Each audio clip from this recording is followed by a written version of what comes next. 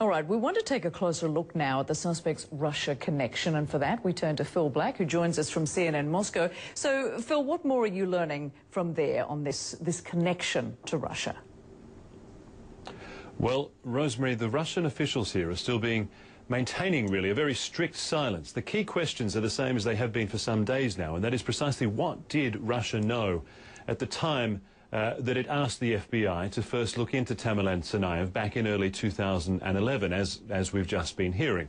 We know from the FBI that the Russian authorities made the request. The FBI say they investigated thoroughly, found no information, went back to the Russians and asked more questions. We've heard from some US officials who say they sent 3 requests back to the Russian side asking for further information because the information they had been given was very thin, vague, and non-specific.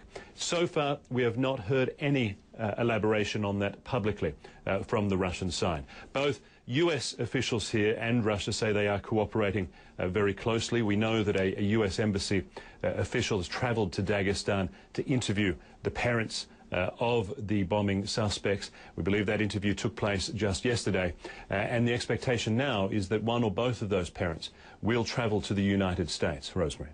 Yeah, and Phil, if Russia was so concerned about the suspect, why would it not have continued and pursued its investigation more thoroughly, perhaps, so that it could hand over more to US authorities?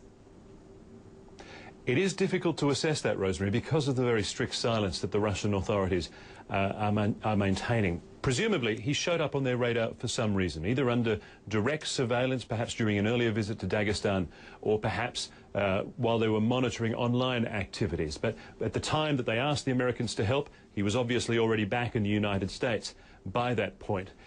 The key question, as I say, is what did they have on him? Did they have anything more than the vague information they provided the United States with?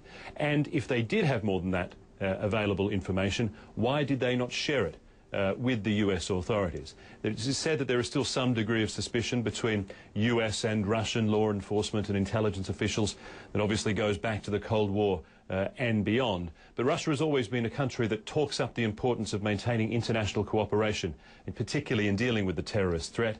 And Russia has always talked about the significant terror threat that it believes exists within this North Caucasus region, and has often expressed some frustration that the international community has not showed as much sympathy for Russia as it tries to deal with what it believes is a very ongoing threat to its own national security.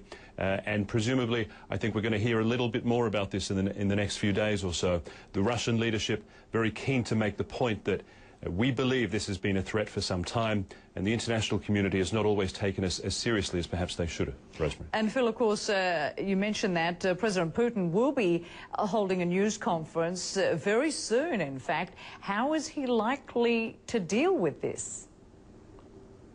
Vladimir Putin will today hold another one of his annual question and answer sessions. It has become an almost annual event to be televised in this country for the time that he has been dominating politics here. This will be the 11th one he has held. He held them through his initial 8 years as president, 4 years as prime minister, and this will be the first one that he has held since he returned to the presidency again early next year. They are big, long sessions that can run for 4 to 5 hours, covering questions on all aspects of Russian life, society and politics. And security within the North Caucasus usually comes up at some point. So I think it is very likely we will hear some comment from him on this today.